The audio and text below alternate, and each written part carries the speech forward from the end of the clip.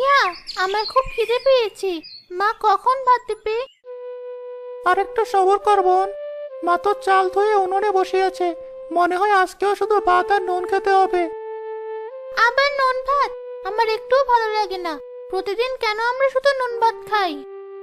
কি আর করা যাবে বল। বাবার জালে মাছ পড়লে তবে না তা বিক্রি করে টাকা দিয়ে বাজার করতে পারবে। কি সুন্দর গন্ধ আসছে। কোথা থেকে আসছে এই গন্ধ? কি যেন রান্না হচ্ছে ভাইয়া। তাই মনে হয়। মা, ও মা, এটা কিসের এত সুন্দর গন্ধ আসছে? মনে হয় জব্বার চাচার বাড়িতে আজ ইলিশ মাছ ভাজা হচ্ছে, তাই এমন গন্ধ। ইলিশ মাছ? সেটা খেতে কেমন মা? সে অনেক স্বাদের মাছ বাবা, রাজার খাবারের মতো তার স্বাদ। আমরা কি কোনোদিন ইলিশ মাছ খেতে পারবো না মা? আমার খুব খেতে ইচ্ছে করছে। পারবো বাবা, পারবো। সৃষ্টিকর্তা যদি চায় একদিন নিশ্চয়ই পারবো। তোর বাবা যদি কোনোদিন নদী থেকে একটা মস্ত বড় ইলিশ ধরে আনে, সেদিন আমরা খাবো। সত্যি বলছে মা? বাবা যদি বড় একটা ইলিশ পায়, আমরা কি দিয়ে খাবো? গরম ভাত দিয়ে? না খোকা, আমরা সেদিন সকালবেলায় পান্তা ইলিশ খাবো। রাতের বাসি ভাতে পানি দিয়ে রাখা পান্তার সাথে ভাজা ইলিশ খেতে খুব মজা। তুই ভাবতেও পারবি না। পান্তা ইলিশ সকালবেলায়? কবে খাবো মা, কবে? যেদিন তোর বাবা একটা বড় ইলিশ নিয়ে বাড়ি ফিরবে সেদিন। এখন খেলা কর গিয়ে। ভাইয়া, পান্তা ইলিশ কি? আমি জানি না বোন, কিন্তু মা যখন বলেছে তার মানে এটা অনেক মজার একটা খাবার হবে। আমি এখন থেকে প্রতিদিন সৃষ্টিকর্তার কাছে দোয়া করব যেন বাবা একটা মস্ত বড় ইলিশ মাছ পায়।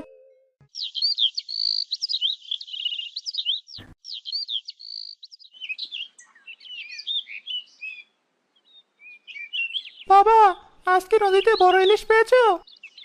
না বাবা, আজ তেমন মাছই পাইনি, শুধু কয়েকটা পুঁটি মাছ পেয়েছি। কালকে পাবে বাবা? কালকে আমরা পান্তা ইলিশ খেতে পারবো? চেষ্টা করব বাবা, সৃষ্টিকর্তা যা রিজিকে রেখেছেন তাই হবে। চাচা, এই সবচেয়ে বড় ইলিশ মাছের দাম কত? কিরে কুকা, তুই এই মাছ কিনবি নাকি? এর দাম শুনলে তোর মাথা ঘুরে যাবে। না চাচা, এমনি জানতে যাচ্ছি, বলুন না দাম কত? ওটার দাম ১,৫০০ টাকা। যা, বাড়ি যা, এখানে সময় নষ্ট করিস না। ১,৫০০ টাকা? এত টাকা? বাবা তো মাসেও এত টাকা আয় করতে পারে না। কিন্তু একদিন আমি ঠিকই বাবাকে নিয়ে এই মাছটা কিনবো। একদিন আমরা সকালবেলায় পান্তা ইলিশ খাবোই। কে আকবর, বাড়িতে বসে আসিস যে? আমার টাকার ব্যবস্থা করলি? মোড়ল মশাই, আমি তো আপনার কথাই ভাবছিলাম। আর কয়েকটা দিন সময় দেন, নদীতে একদম মাছ নেই। ওসব মাছ নেই বলে লাভ নেই। কতদিন ধরে ওই একই কথা শুনছি। আগামী শুক্রবারের মধ্যে আমার পুরো টাকা শোধ চাই। এত কম সময়ে এতগুলো টাকা আমি কিভাবে জোগাড় করবো মোড়ল মশাই? আপনি তো জানেন আমার অবস্থা। সেটা তো আমি জানি না বাপু। টাকা না পেলে আমি তোর জাল আর তোর নৌকা সব উঠিয়ে নিয়ে আসবো। তখন বুঝবি কেমন লাগে। মনে থাকে যেন আমার কথা। কি হবে এখন আমাদের? লোকটা তো খুব বেশি সুবিধার না। যদি কিছু একটা করে বসি, আমরা এখন টাকা পাবো কোথায়? আমি কি বলবো কমলা, আমার তো মাথা কাজ করছে না। জাল আর নৌকাটাই তো আমাদের সম্বল। ওটা নিয়ে গেলে তো আমাদের পথে বসতে হবে। তাহলে এখন উপায়? জানি না। কাল একবার নদীতে পশ্চিম দিকটায় যাব, যদি সৃষ্টিকর্তা মুখ তুলে চায়। না হলে আমাদের কপালে অনেক দুঃখ আছে কমলা। আরিফ আড়ালে দাঁড়িয়ে সব শুনছিল। মা, বাবা কি বলছিল? মোড়ল চাচা আমাদের জাল নৌকা নিয়ে যাবে কেন? তুই এসব নিয়ে ভাবিস না বাবা, তুই ঘরে যা। না মা, আমি সব শুনেছি। বাবা যদি মাছ ধরতে না পারে, আমরা কি খাবো? সৃষ্টিকর্তার ভরসা, তিনি কোনো না কোনো ব্যবস্থা করে দেবেন। সৃষ্টিকর্তা, আমার বাবাকে তুমি সাহায্য করো। আমার পান্তা ইলিশ খেতে হবে না। তুমি শুধু কালকে বাবাকে অনেক মাছ দিও, যেন বাবা মোড়ল চাচার টাকা শোধ করে দিতে পারে। আমাদের জাল আর নৌকাটা তুমি রক্ষা করো।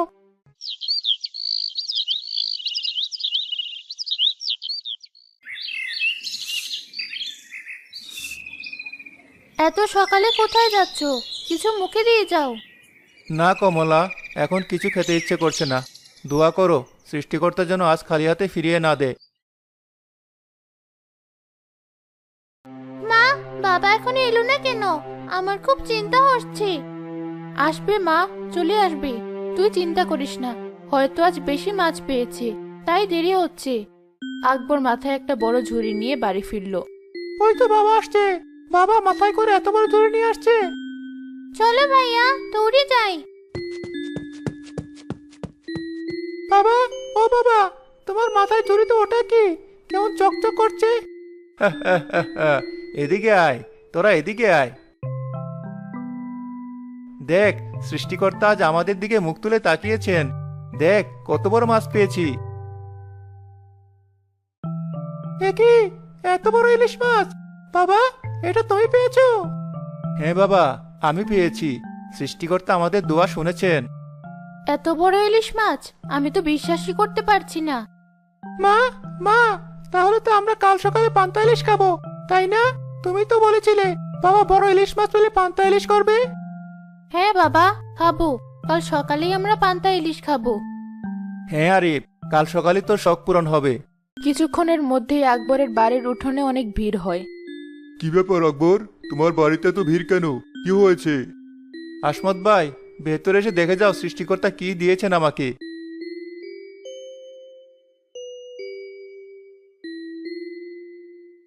আরে সর্বনাশ, এ তো মাছ নয়, এ তো একটা দৈত্য। এত বড় ইলিশ আমি আমার জীবনেও দেখিনি। কোথায় পেলে এটা? সকালে নদীর মাঝখানটায় গিয়েছিলাম, আর দেখো সৃষ্টিকর্তার ইচ্ছা এই মাছটা পেয়ে গেলাম। বাহ, আকবরের কপাল তো খুলে গেছে। আকবর ভাই, এই মাছ বাজারে নিয়ে গেলে তো অনেক দাম পাবে। কত আর পাওয়া যাবে? কি বলো, এই মাছ যেমন তেমন মাছ না। শহরের বড় আড়তে নিয়ে যাও, দেখবে 10-12 হাজার টাকা কমে বিক্রি হবে না। ঠিক বলেছে আসমত ভাই। এই একটা মাছ বিক্রি করলেই তো তোমার সব অভাব দূর হয়ে যাবে। মোড়লের দেনা পাওনা শোধ করতে পারবে, ঘরের চাল সারাতে পারবে, ছেলে মেয়ের জন্য জামা কাপড় কিনতে পারবে। আকবর এবার চিন্তায় পড়ে যায়। বাবা, আসমত চাচা কি বলছে? মাছটা বিক্রি করে দেবে? না বাবা, তুমি বিক্রি করবে না। আমরা কাল সকালে পান্তা ইলিশ খাবো। না না বাবা, আমি বিক্রি করব না, তোমরা চিন্তা করো না।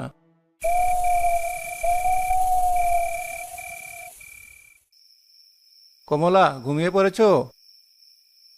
না, ঘুম আসছে না। এত বড় একটা মাছ ঘরে, বারবার ওটার দিকে চোখ চলে যাচ্ছে। আমি একটা কথা ভাবছিলাম। কি কথা? প্রতিবেশীরা যা বলছিল কথাটা কিন্তু মিথ্যে নয়। এই মাছটা যদি আমরা বিক্রি করে দিই তাহলে অনেকগুলো টাকা পাওয়া যাবে। আমি জানতাম তুমি এই কথাই বলবে। তুমি রাগ করো না কমলা, একবার ঠান্ডা মাথায় ভেবে দেখো। মোড়ল মশাইয়ের টাকাটা শোধ করা সবার আগে দরকার। লোকটা যেভাবে শাসিয়ে গেল তাতে মনে হয় না সে আর আমাকে সময় দেবে। টাকাটা শোধ করতে পারলে আমাদের মাথা থেকে কত বড় একটা চিন্তা নেমে যাবে, ভেবে দেখেছো একবার? তা ঠিক, কিন্তু আরিফ, ছেলেটা যে কত আশা করে আছে তা তো তুমি নিজের চোখেই দেখেছো। সকাল থেকে 100 বার বলেছি পান্তা ইলিশের কথা। ওর মনটা যে একেবারে ভেঙে যাবে। আমি জানি, আমার নিজেরও খুব কষ্ট হচ্ছে, কিন্তু তুমিই বলো, একদিনের শখ পূরণ করাটা বড় নাকি আমাদের সারা জীবনের জন্য শান্তিতে থাকাটা বড়? আর যদি আমরা মাছটা খেয়ে ফেলি আর কাল যদি মোড়ল এসে আমাদের জাল আর নৌকা নিয়ে যায়, তখন আমরা কি করব? ছেলে মেয়েদের মুখে কি তুলে দেব? না খেয়ে তো আর থাকা যাবে না। তাহলে বলো আমার কি করা উচিত? ঘরের চালের অবস্থাও তুমি দেখেছো, একটু বৃষ্টি হলে সারা ঘর ভেসে যায়। ছেলে মেয়ে দুটো একটা ভালো জামা পায় না কতদিন হয়ে গেল। ওই টাকাটা পেলে আমাদের সব সমস্যার সমাধান হয়ে যাবে কমলা। তুমি যে ভালো মনে করো তাই করো, আমি তোমার সিদ্ধান্তের সাথে আছি। কিন্তু ছেলেটাকে কি বলে বোঝাবে? ও তো অবুঝ। সেটাই তো সবচেয়ে বড় চিন্তা। আমি কাল সকালে ওর সাথে কথা বলবো। সৃষ্টিকর্তার ভরসা, ও হয়তো বুঝবে।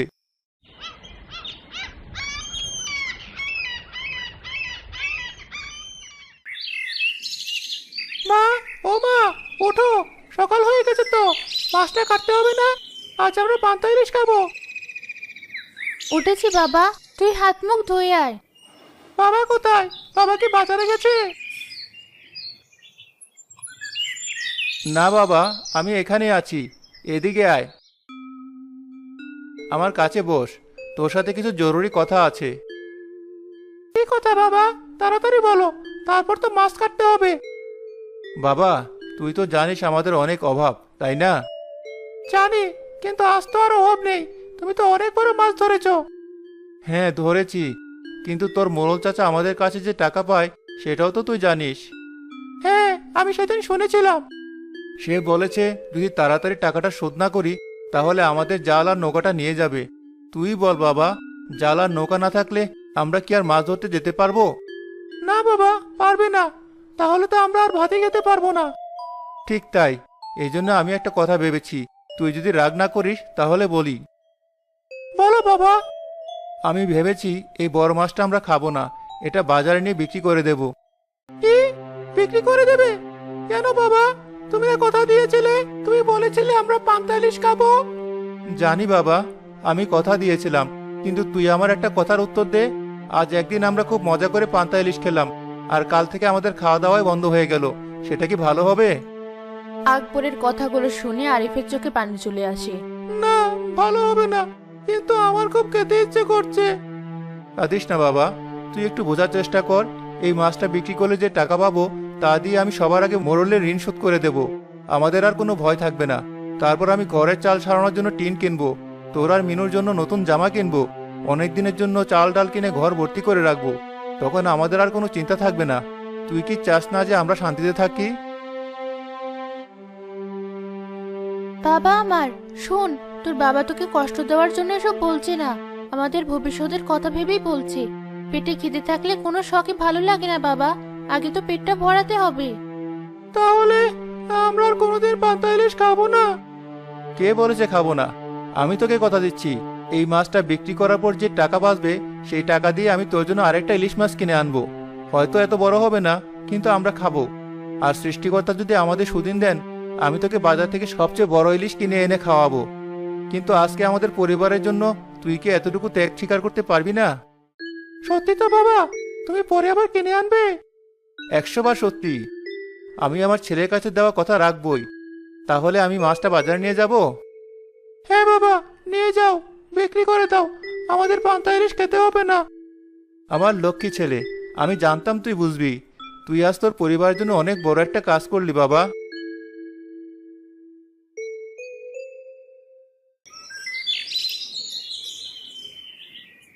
আরে আকবর নাকি? কি এনেছিস জুড়িতে? দেখি দেখি। বাপরে, এ তো সেই রাজ ইলিশ। এটা তুই পেলি কোথায়? সৃষ্টিকর্তার ইচ্ছায় নদীর ওই পশ্চিম দিকটায় পেয়েছি ভাই।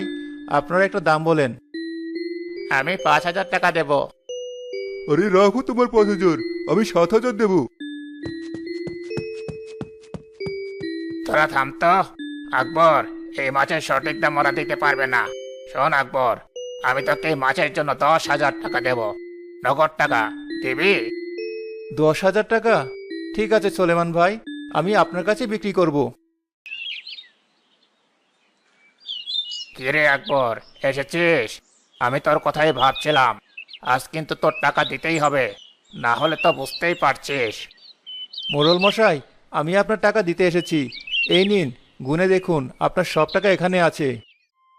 আরে, তুই তো দেখি কথা রেখেছিস। আমি তো অবাক হয়ে গেলাম। কোথা থেকে পেলি এত টাকা? মোড়ল মশাই, আসলে কাল নদীতে গিয়েছিলাম মাছ ধরতে। সৃষ্টিকর্তার ইচ্ছায় অনেক বড় একটা ইলিশ মাছ পেয়েছিলাম, আর তা বিক্রি করে টাকা নিয়ে এসেছি। এখন তো আর আমার কোনো দেনা পাওনা বাকি নেই। না রে, তোর সব শোধ হয়ে গেছে। তুই খুব সৎ লোক আকবর। শোন, ভবিষ্যতে কোনো টাকার দরকার হলে লজ্জা না পেয়ে আমার কাছে আসিস, আমি তোকে সাহায্য করব। আরে না মোড়ল মশাই, আপনার ওই ফাঁদে আর বলেও পা পারাবো না। আকবর মোড়লের বাড়ি থেকে চলে আসে। ভাই, আমাকে 1 বস্তা চাল আর ভালো দেখে 1 কেজি করে ডাল, তেল, নুন, পেঁয়াজ দিয়ে দিন। আরে আকবর ভাই যে, একটু দাঁড়াও, আমি তোমার সব বাজার গুছিয়ে দিচ্ছি। এই শোন, চাচা বলো সব গুছিয়ে দে। এখনই দিতেছি। আকবর ভাই, শুনলাম একটা বড় ইলিশ পেয়েছিলে, তা কত দিয়ে বিক্রি করলে? হ্যাঁ ভাই, 10,000 টাকায় বিক্রি করেছি। তা বেশ, মোড়লের টাকা শোধ করে দিও, না হলে মোড়লকে তো চিনো। তার টাকাই আগে শোধ করে এসেছি। আকবর ভাই, ব্যাগটা দিন, বাজারগুলো তুলে দেই।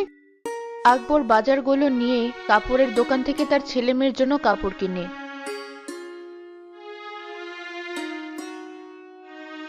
এরপর তার ছেলের শখ পূরণ করতে বাজার থেকে ইলিশ মাছ কিনে বাড়িতে ফিরে যায়।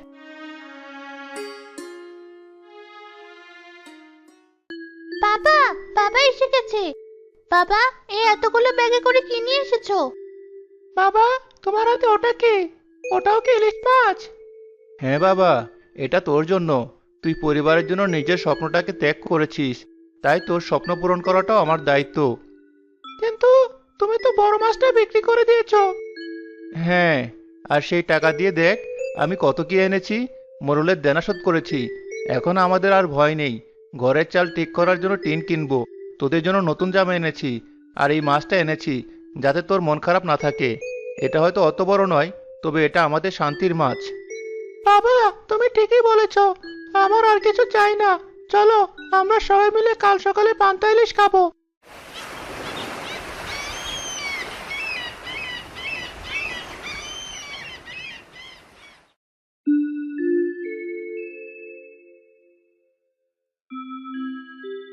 বাবা, আমাদের চাল দিয়ে এখন আর একটু পানি পড়বে না।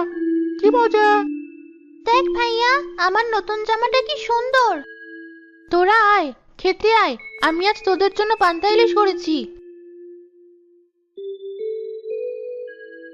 নে বাবা আরিফ, তুই আগে খা। তোর জন্য তো আজ এই আয়োজন।